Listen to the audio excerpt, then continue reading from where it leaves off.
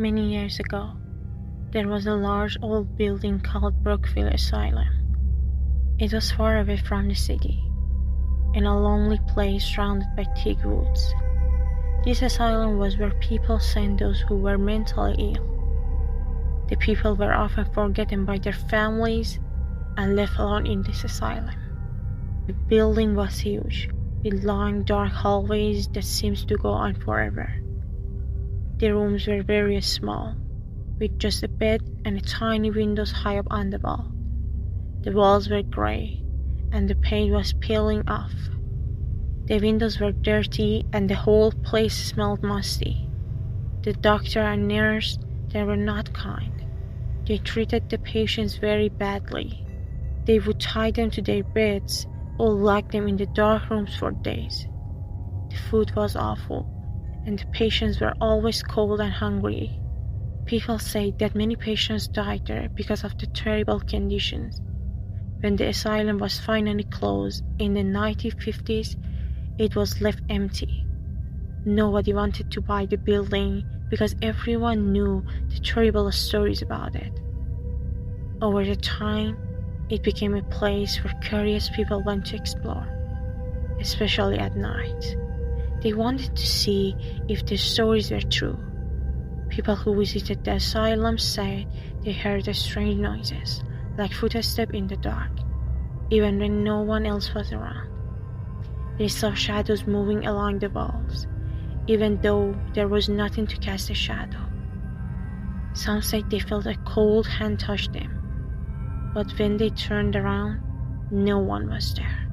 One night, a group of teenagers decided to spend the night in the asylum. They thought it would be fun to see if they could find any ghosts.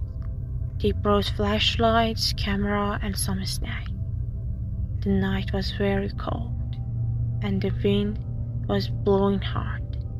The trees around the asylum made scary noises at the wind moving through the branches. When they entered the asylum, it was very quiet. The only sound was the creaking of the old floorboards under their feet.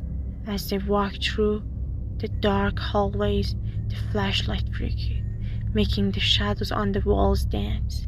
They explored room after room, finding old broken furniture and paper scattered on the floor.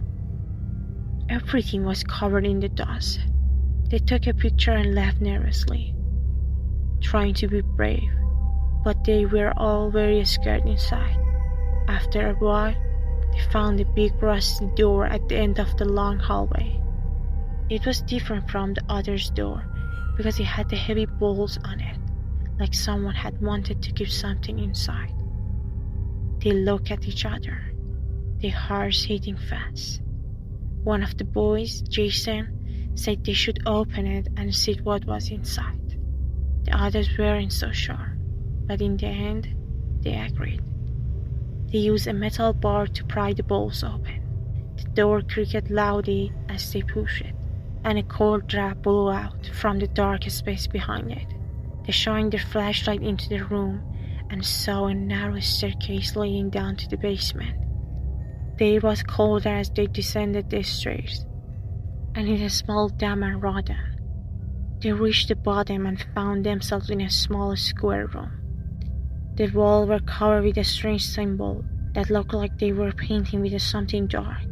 In the middle of the room, there was an old wooden chair with a strap on the arms and legs, like it was used to hold someone down. Jason, trying to be funny, sat in the chair. The others told him to get up, but he just laughed. Suddenly, the door they had entered through slammed shut with a loud bang, and they were trapped inside. The room became freezing cold, and they could see their breath in the air. Jason's face changed. He wasn't laughing anymore. His eyes rolled back in his head, and he started shaking. He began to speak in a strange, deep voice that wasn't his own. He screamed that they don't have to let him out, over and over. The others tried to pull him out of the chair, but it was like he was glued to it. They were all screaming now, too scared to think straight. Jason's screams got louder and louder until all of a sudden He was silent and fell to the floor. He was unconscious. The room was quiet again, but the door was still locked. They were trapped in a dark, cold room, with their friend lying motionless on the floor. Finally, after what felt like hours, Jason woke up. He looked around, confused, and asked what had happened. He didn't remember anything. The others quickly broke down the door and ran out the asylum as fast as they could, leaving everything behind. They didn't stop running until they were far away from the building.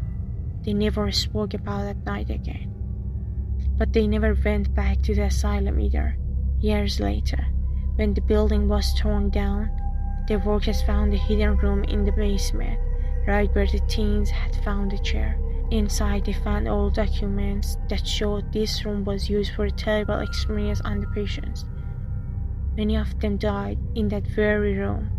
Even today, people say that if you go near that place where the asylum once stood, you can still hear the screams of those people's souls who were never able to rest in peace.